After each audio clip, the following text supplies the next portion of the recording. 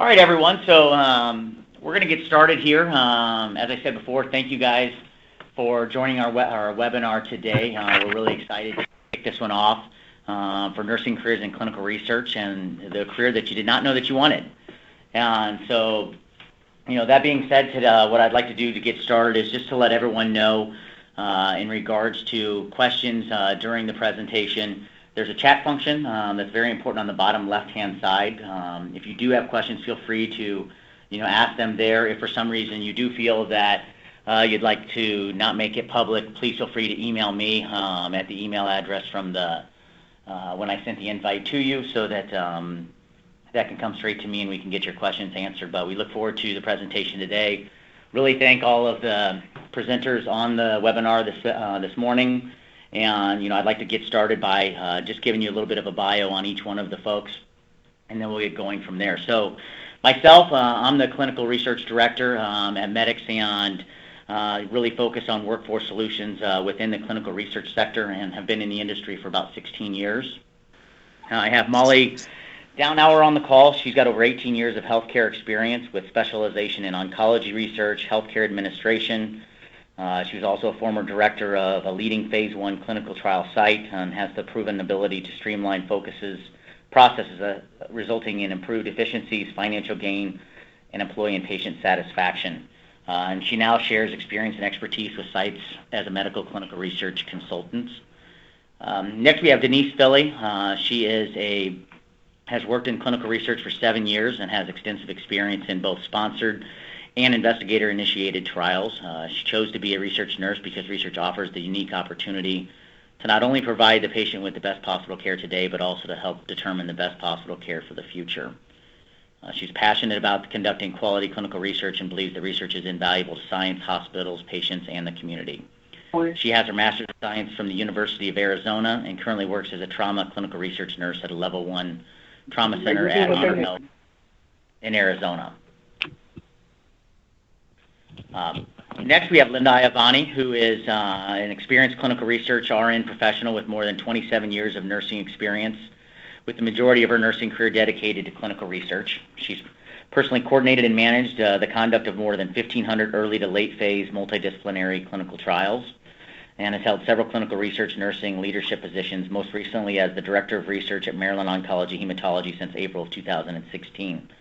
In this new role, Linda provides leadership to 20 investigative and research support staff, compliance oversight, and fiscal stewardship of approximately 100 phase 1 through 4 oncology studies, with $1 million portfolio at multiple locations in the state of Maryland.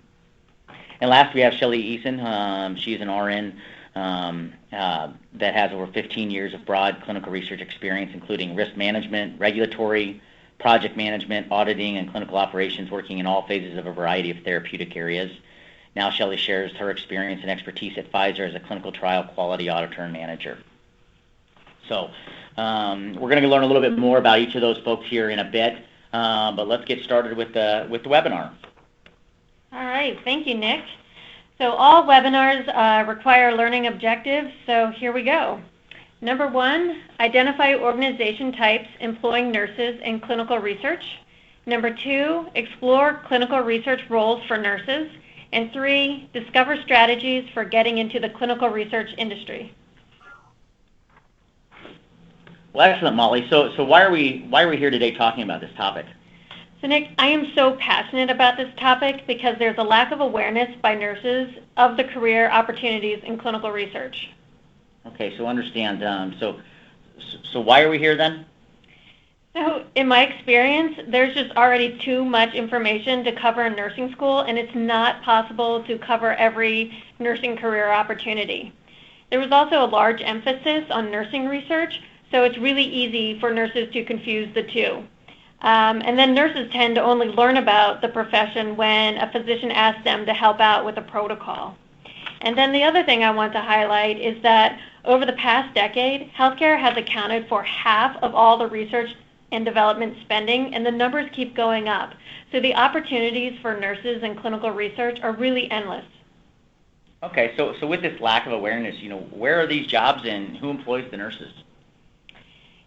For the sake of time, I'm only going to introduce these three employers, which are sites, sponsors, and CROs.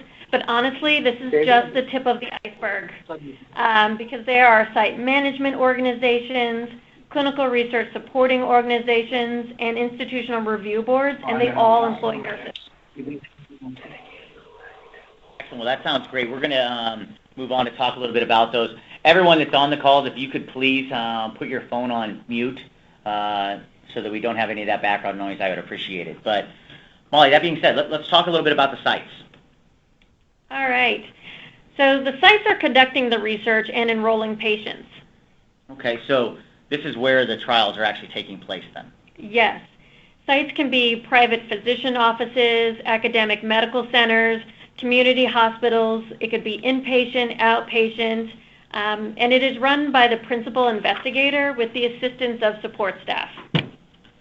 Okay, great. Let's move on to the sponsor.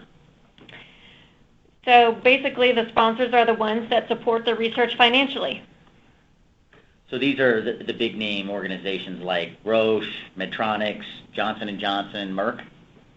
Yes, but they can also be grants from the NIH, philanthropy-funded projects like Stand Up to Cancer, and also sites with investigator-initiated trials.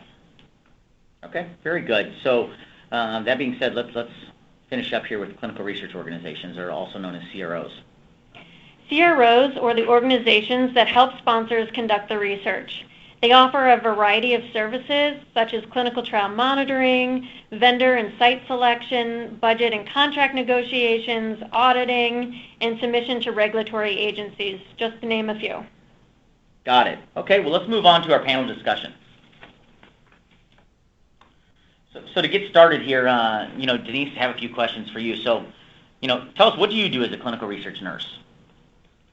So, Nick, I've got a really awesome job. I get to help design and carry out research protocols. And as nurses, we're always interested in best practice. And as a clinical research nurse, I get to take it one step further and be part of literally defining what best practice is. As specifically working in trauma, as a research nurse, I get the opportunity to be involved in research from the time the patient arrives in the trauma bay to when they go to rehab. So I do a lot of things like screening, consenting patients and families, sample collection, data collection, sample processing. But then I also get to do other things like brainstorm with colleagues from all different departments to design protocols and determine feasibility of those protocols. The accidental injury is the #1 cause of death for people ages 1 to 44 in the U.S. And so there is a lot of room for doing research and improving how we take care of trauma patients. And I find it really exciting that I get to work with departments across the hospital to do this research, including the ED, ICU, respiratory therapy, therapy services, rehab, and... Okay. Well, very good. So, my next question, how did you get into the clinical research profession and into your current role? Well, I started in college as a lab assistant at a small biotech company.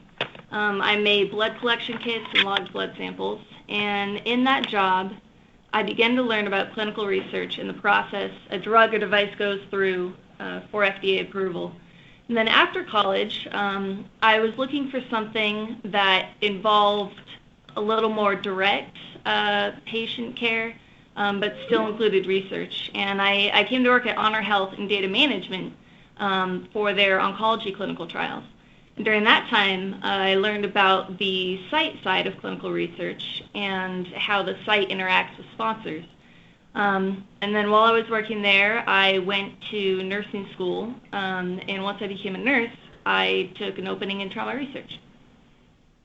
Excellent. Well, it sounds like you've had several different roles within the research sector to get to where you are today. So what would you say is the most, exciting research project that, you're working on right now? Well, a current study that we have for early detection of pneumonia for patients who are on a ventilator is a really exciting study that we have. I've had the opportunity to work with the scientists, the trauma team, nurses, and everyone else to enroll patients and collect samples. And what we're looking at is trying to identify pneumonia sooner and hopefully save lives and save money. You know, Denise, if I can just jump in here, you know, it's so great that we're helping to take care of the patients, but also the greater community. Nosocomial infections, as we all know, is one of the leading causes of extended stays for patients in the hospital and is a huge drain on healthcare economics. So, you know, I think that's really great, and it's important that we look at it both ways. Excellent. So, you know, that being said, when you look for characteristics, you know, to be successful in your role and the things that have made you successful, what do you think of? Well, I think that curiosity is a really good characteristic in any research professional. There's so many diverse tasks required to be a clinical research nurse, and the ability to get excited with people and to be interested in everything is a really good trait, and will help you adapt to the changing research environment. Okay. Very good. So Molly brought up, I know when we were talking earlier, a little bit about investigator-initiated studies. Can you speak a little bit about those? So investigator-initiated studies are studies that are started by an investigator, usually at the site level. And an investigator can be a physician, a pharmacist, a nurse, a respiratory therapist, anyone who has experience in the topic that is being studied. They're usually single-site studies, and they're often unfunded. But I find them very exciting because that's where you really get the spirit of research and discovery. Great, thank you, Denise. So let's move on into some roles within site administration. And Linda, so can you share with us, you know, some of the roles that you've had within clinical research and, you know, what your current role consists of? Sure, Nick. I've been in clinical research for a long time, and no matter what role I've had, my nursing background has really provided me the strong foundation upon which all of my other roles have been launched from. Like Molly had talked about nursing research being the first exposure is in nursing research when you're in an undergraduate class, and that was really my only exposure until I was an ICU nurse, and I was working hard, and I saw a nurse rounding with a group of physicians, and I watched and I watched and I got curious, and then I decided to ask one of the physicians what that person did and what they were. And then shortly thereafter I applied and became a research nurse. So over the years, once I really started to invest in this profession, I started to take on additional roles, and I've coordinated trials all in and around clinical research, multidisciplines and multiple locations. And once I started to take on more of a management role and learn regulations, I really started to get some traction into being a manager and a site director. I've worked in accreditation organizations for development of policies and standards, and also research education and compliance. So I've done a lot at the site level in multiple roles, and my current role, I'm actually the site director for a oncology group. It's a consortium of oncologists within the state of Maryland, which is part of a larger organization called U.S. Oncology. So I've taken that bedside focus that I started when I was a very young nurse and really applied it in a very different way. Excellent. So what advice would you give someone, you know, who wanted to move into your type of role, and what resources were helpful for you to get there? So when I started in this role, there really weren't many resources. I started in an academic medical center because in the mid 90s or so, that's where I thought almost all of the research and research nurses were in those areas. It wasn't into the community setting yet, in my experience. But right now, there are so many resources. The industry is wide and diverse, and there are so many great resources out there. Obviously, this is a wonderful exchange to talk about how to promote nursing in a different way. There are many organizations. There's the Association of Clinical Research Professionals and the Society for Clinical Research. There's also research administration organizations, and there's really just a whole online community and so many resources and networking opportunities to really learn about this wonderful field.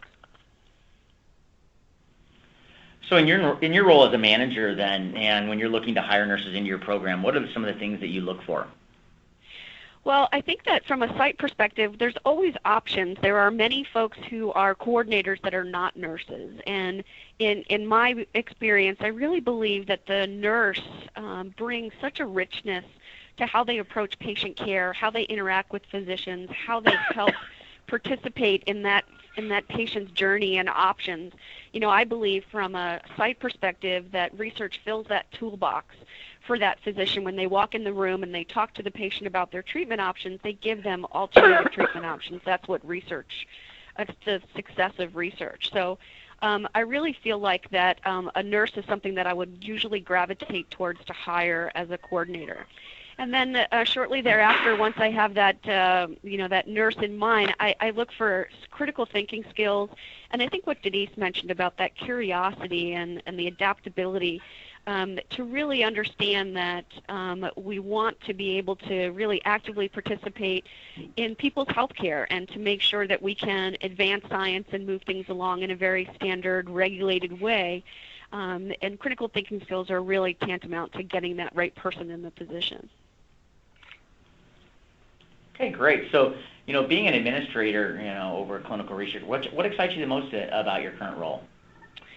Well, I think that there's always a risk as you start to move away from the bedside that you'll lose that patient connection and lose that focus. And I think that in my career in research, I've never felt separate from that patient's journey.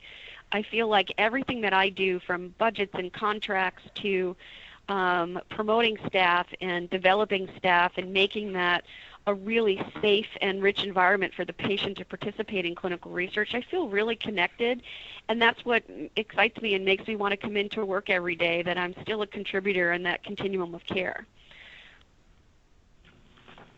Awesome. Thank you, Linda. I'm going to move on. So, Shelley, I have a couple questions for you. So, I know that you've worn many hats throughout your career as well. Can you highlight a few of those that you could share with us? Sure. I also started out as a research nurse and working in a hospital. They had a couple of studies going on. I floated to the research floor. And with that, I became aware of sponsors. I became aware that they had monitors that would come from pharmaceutical companies to read the studies, and I would sit and I would have conversations with the men and women that would come. And they educated me, again, due to what my colleagues have spoken about. They educated me, and my curiosity was piqued. Many of the roles that I've had were in drug safety, where we looked at adverse events that happen during any particular study, and those are what we would call symptoms, signs and symptoms in our world of nursing. I also became a project manager, which one of the things I want everyone to realize is that there's also key words. When you're a nurse, to me, you're managing a project. So sometimes there's nomenclature that becomes part of the world, but most of us are sort of doing these types of things in one way or another. I also worked in regulatory, where one of my biggest missions is to look at the quality and compliance that our patients, although I'm not on the front line, I still feel very much a part of the team, still looking at making sure that patients are first, that at the end of the day, whether we're looking at documents and processes and procedures, that we're looking at the beginning and the end, that there's a patient first with all of that. Currently, I am working at Pfizer as a investigation lead. So where we have products all over the globe, if there's an issue in one particular site, it could be in Germany. If we have an issue in Sweden, if we have an issue anywhere with a study or a process, we will look at that process and drill down the same way. Nursing skills play a big part in all the roles that I've had, as Linda mentioned. There's critical thinking. What I think anybody looks for in this role, in any role coming into the research arena, is that you're able to apply what you have as a nurse, those skill sets, that attention to detail, the care, the passion. It all works into any role that you're applying for or looking into as far as research is concerned. So, with your experience in working, with the sites, the CRO, and the sponsor, which position has been most fulfilling for yourself? Well, I think it would be quality and project management. It all lends itself to making sure that at the end of the day, all of the T's are crossed, I's are dotted with regards to patient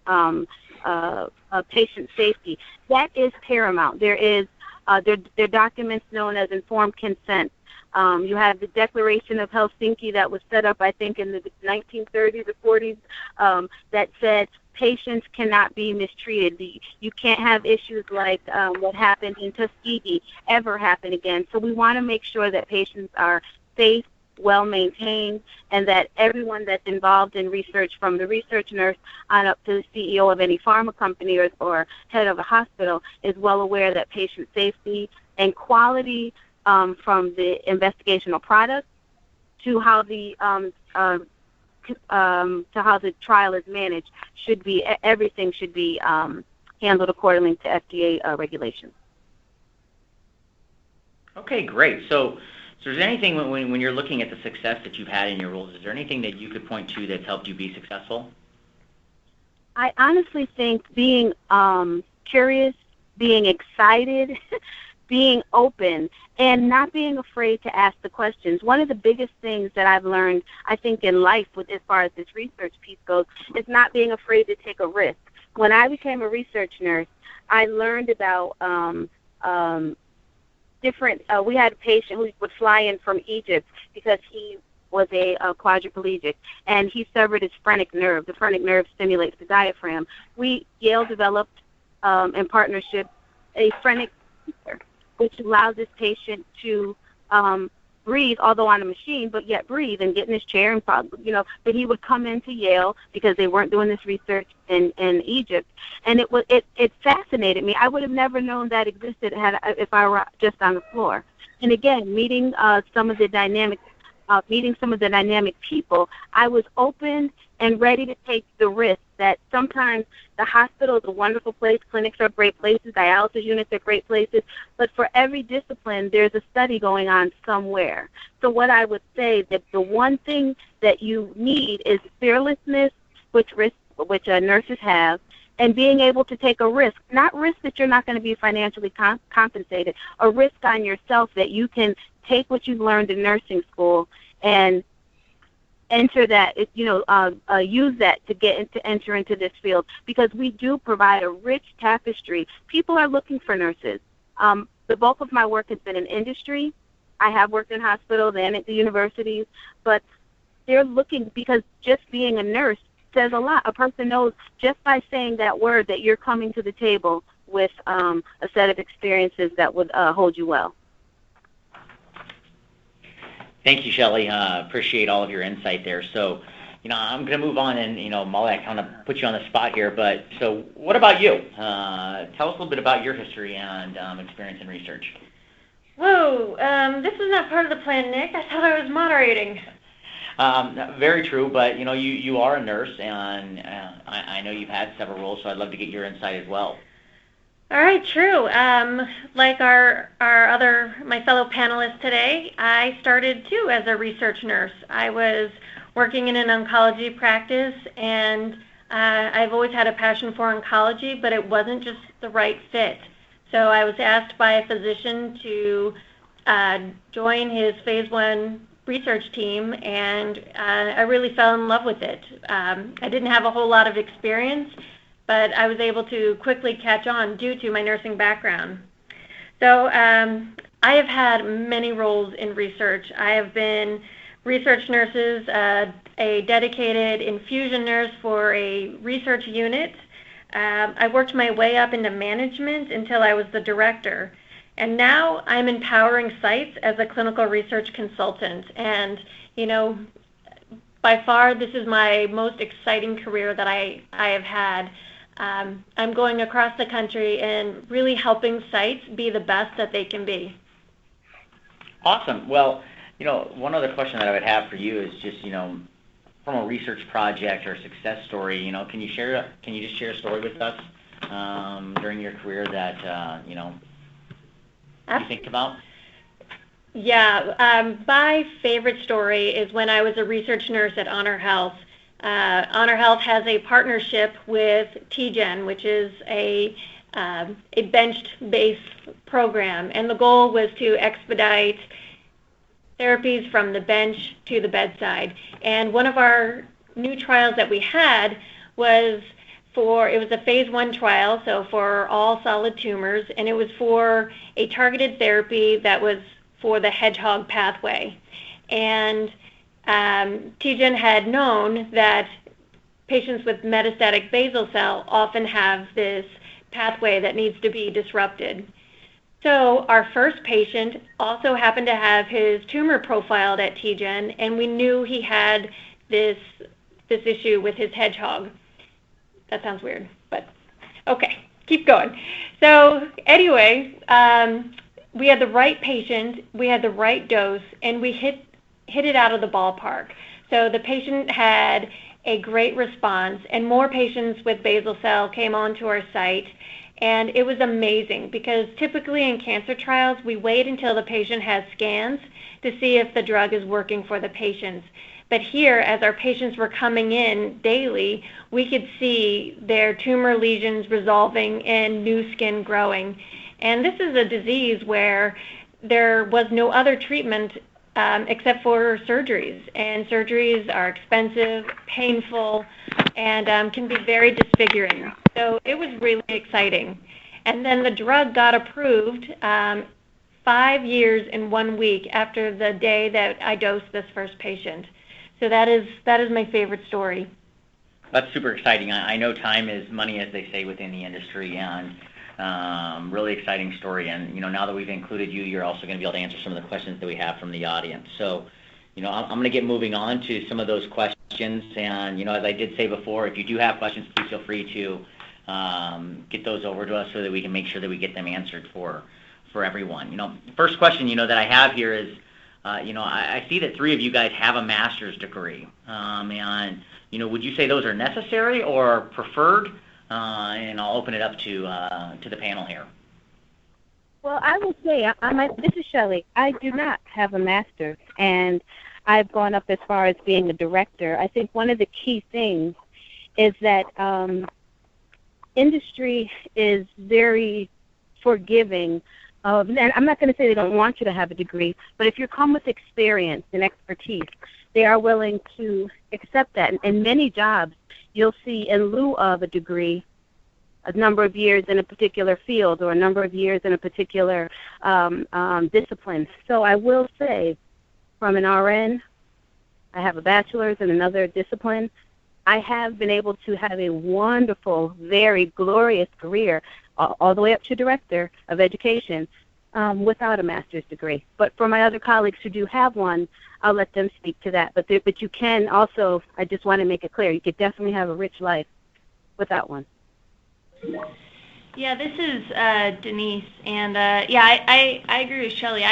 I would encourage any RN who is interested in research to go ahead and take whatever opportunity they have to get their foot in the door, and not wait wait until they have a higher level degree, because you'll have lots of opportunity once you're in research to pursue more education if you would like, but it's certainly not necessary. And this is Linda. I concur with my panelists here. It's a nice thing for me. It felt like a next extension of the skills that I was learning, and gave me a bit of validation in the path that I was on. So I think that that was a decision that didn't come until after my research nurse career. So it certainly has helped me get where I am today, but certainly is not a barrier in any sense of the word to come into this industry. For me, I have a drive for learning, and I knew that it would, once I established my passion in clinical research, the direction I wanted to go in, I knew that my master's degree in healthcare administration would enhance that and open additional doors for me.